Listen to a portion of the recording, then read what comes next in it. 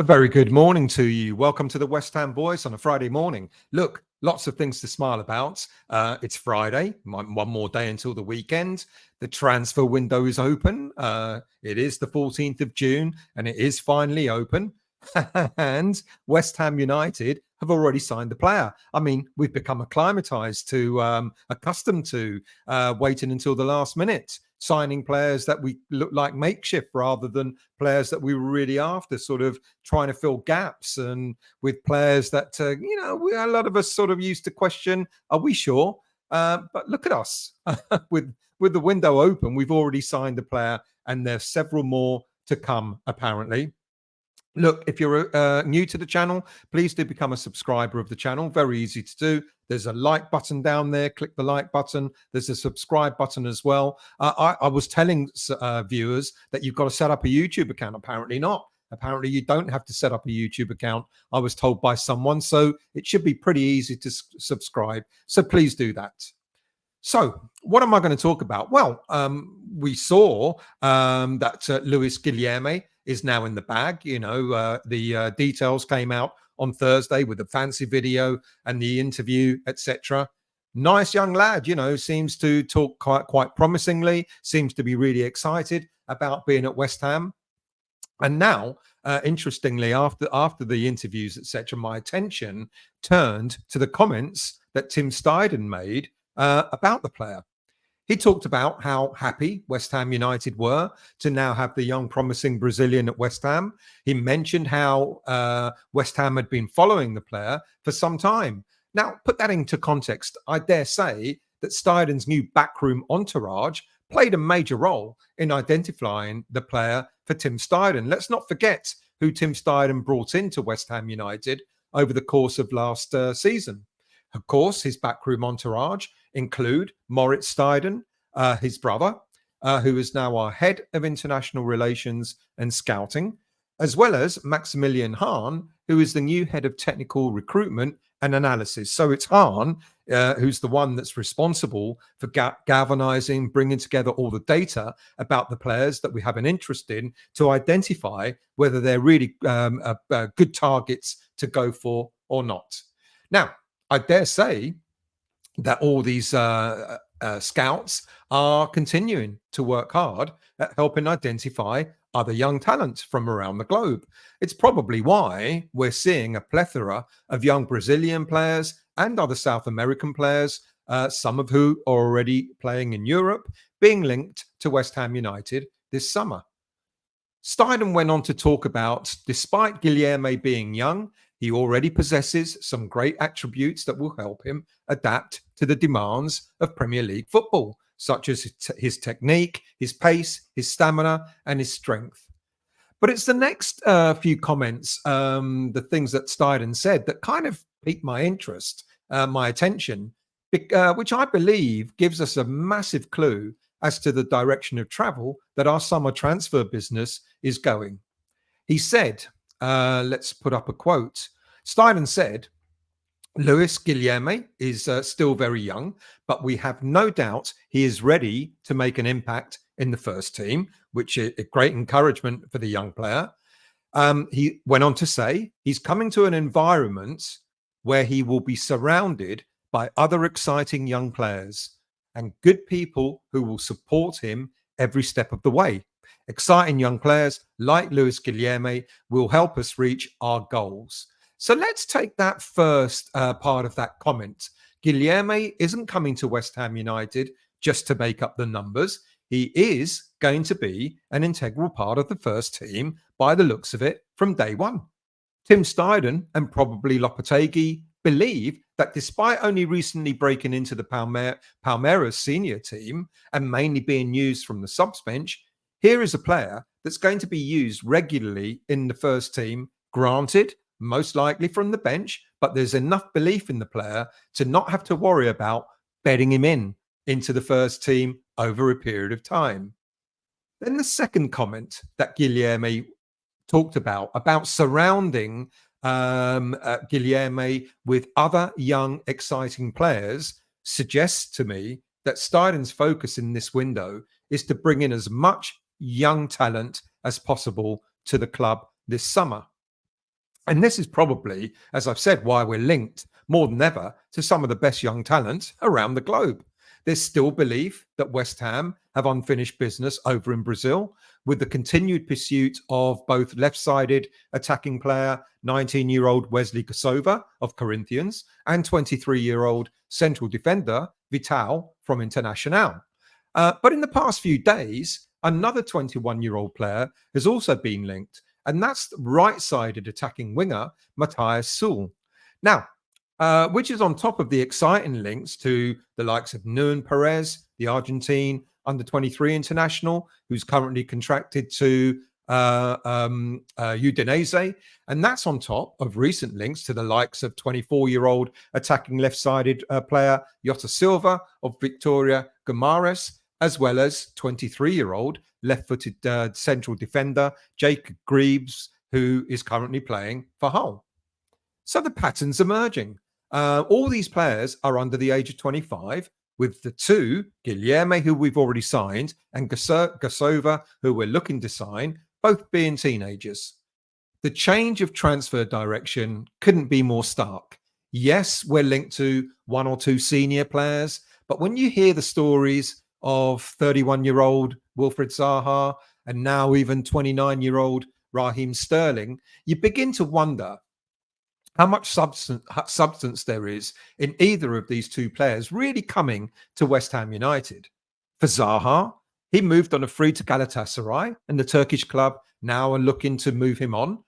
For Sterling, Chelsea need to sell and sell fast because of FFP or whatever it's called now. Both of these stories linking these players to West Ham in previous transfer windows would have held some credit. But Tim Steidten seems to be shopping in a completely different market. And I dare say that the likes of Zaha and Sterling may not be primary considerations for West Ham. I could be wrong, but I doubt very much that either of those two links are going to go very far. What Steidten and Lopetegui have to do is really to get the balance of the team right. By getting the balance right is to ensure that West Ham have enough experience in the squad in order to help those young new players that we might be getting to settle at the club. And let's not forget what Steidten said of Aaron Cresswell when the player signed his one-year extension contract. He said Cresswell also brings great value to the team, to the club. He brings great value to the team on and off the pitch. That's an important factor, especially during a period of change. And we know he will make a hugely positive contribution in a number of different ways next season. In a way, Cresswell has kind of taken that mantle in the squad of that senior player, a bit like what we kind of looked at what Mark Noble once had. And being at the club for so many years, he understands how it works, and he will evidently play a huge role in helping to settle some of the new young players that are coming to West Ham United. So it's not all about Cresswell playing on the pitch. I think even Cresswell kind of alluded to that himself by suggesting that he'd love to play more football, but he kind of understands his status at the club now, which is a bit of an ambassadorial role, someone that's going to bring the players together. It wouldn't actually surprise me when we talk about who might be the next captain at West Ham. I'm not suggesting Cresswell will, because I don't think Cresswell will start that many games, but certainly as a vice captain, if you remember the likes of Ogbonna, who didn't necessarily start that many games over the last couple of seasons, was also a vice captain. Fabianski, who ended up becoming a number 2 to Areola, was vice captain as well. So possibly Aaron Cresswell could be given that status of like a backup captain to whoever Lopetegui decides to give that captaincy to. It's a great move by Steidten that he and Lopetegui see beyond what a player can offer, not only on the pitch, but off it as well. So if Steidten is really targeting younger players to complement the signing of Guilherme, let's look at some of them in a bit more depth. Now, I've already talked about the Brazilian players, Kosova and Vital. I've already talked about Jota Silva in previous videos. So let's focus on Jacob Greaves, Nehuen Perez, and Mattias Soule. I think it's Soule. Soule? I'll go with Soule. First off, Nehuen Perez. The Italian press have suggested that he's 100% going to become a West Ham player. You know, they're all convinced that we're the front runners for this player, and a signing will happen anytime soon. He's been consistent in his performances. He's caught the eye of the West Ham scouting network, and he's considered to be high on the list of our transfers. He's a versatile player who can also play from central defence to also right back. The player details: he's a solid defender, good positioning, good timing in his tackles, excellent aerial duel ability, very comfortable on the ball, and is the sort of player that can actually carry the ball out from defence and play it into attacking areas. So he's got a good range of passing ability as well. He's pacey for a defender. But one thing that does go against him is he can commit some unnecessary fouls at times and pick up yellow cards. But he's an interesting player after all. 23 years of age, valued at around £15 million. He's got a contract with Udinese till 2027, but it's possible that the Italian club could cash in on him. Next up, Jacob Greaves. I haven't talked about Greaves until now. Central defender with Hull City, contracted until 2026. Again, valued at something like £15 million, 23 years of age. Now, again, we've rumoured to have made inquiries about the player. We've been apparently tracking this player throughout the whole of last season. He's a versatile central defender who can also operate on the left side of defence. He can play as a left back. Now, the Hull City owner, Akun Ikali, would prefer the player to sign a new long-term deal. He's got a deal until 2026. There's an option to extend it for a year as well.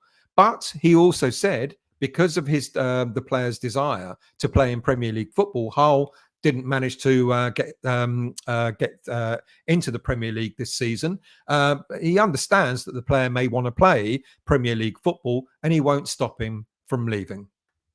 Some of his details: very calm in possession, great anticipation of the game, can read the game from deep to allow him to intercept the ball effectively, very composed in his tackling, doesn't concede to many unnecessary fouls as opposed to Perez. So he's a player that will be safe, sturdy, someone that could really potentially fit into a side like West Ham. Again, Lopetegui, he wants his players, all his players, to have a good technical ability, and Jacob Greaves can certainly offer that. And then last up is Mattias Soule, attacking right winger of Juventus, contracted until 2026, valued at something like £23 million, and at the 21 years of age. He's had a very good season on loan at Frosinone, although I believe that Italian club got relegated at the end of last season.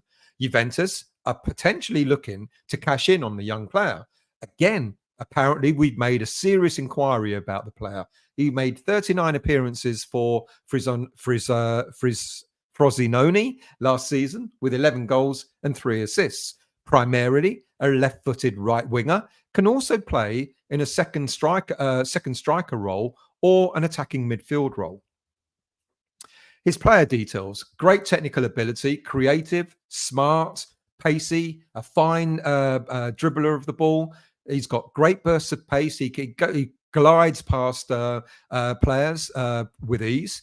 He's got the highest number of take-ons in Serie A. He had the highest number of take-ons in Serie A last season. And when you think he played for a team that was fighting relegation, that's no mean feat. He ranked in the top 15% of attacking players across the whole of Europe last season.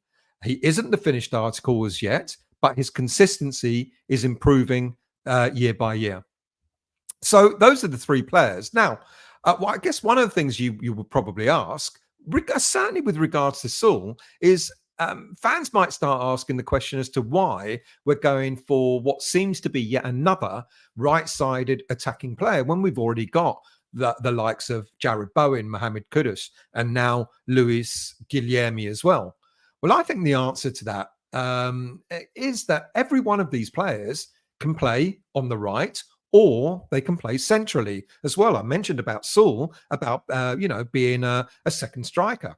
And we all know, we keep hearing about Mohamed Kudus preferring to play in the middle of the park rather on the right. When you listen to Ghanaian fans, they all say that he's much, much better in the middle of the park.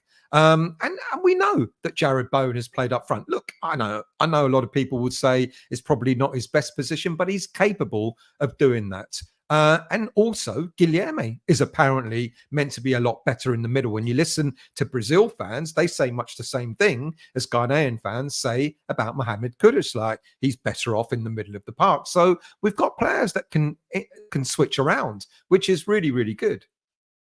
And when Steidten talks about surrounding Guilherme with fine young talent, we couldn't do much worse, could we, really, with a combination of the likes of Perez, Greaves, and Soule. Average age between them, 22, at a cost of around 50 odd million, 53 million for all three. They're all players for the here and now, as well as for the future. But will this impact on some of our youth players that we've got? Will it have an interference with developing some of the academy players? I don't know. I don't think so. There are players like Callum Marshall, George Earthy, Freddie Potts, amongst others, who are likely to relish having these young players coming to West Ham United, because it kind of gives them an indication that there is an opportunity, if they're good enough, that there's a manager there, or a head coach, there's a head coach there that will certainly take their ability seriously. If we're buying these players into West Ham, then there's a great opportunity for our academy players to prove that they're just as good as the players that we're bringing in. So it's a great, it's an interesting situation that we're finding ourselves in. And with the transfer window only just opening, it's going to be quite an exciting time, I think, in the window itself, in the preseason itself, to see how all these players gel. Exciting times ahead? Well, I guess we'll see. Thank you for watching. Like I said, if you're new to the channel, please do hit the like button and become a subscriber. And I dare say I'll be back over the weekend with even more transfer news. Thank you for watching, and I'll see you all very soon.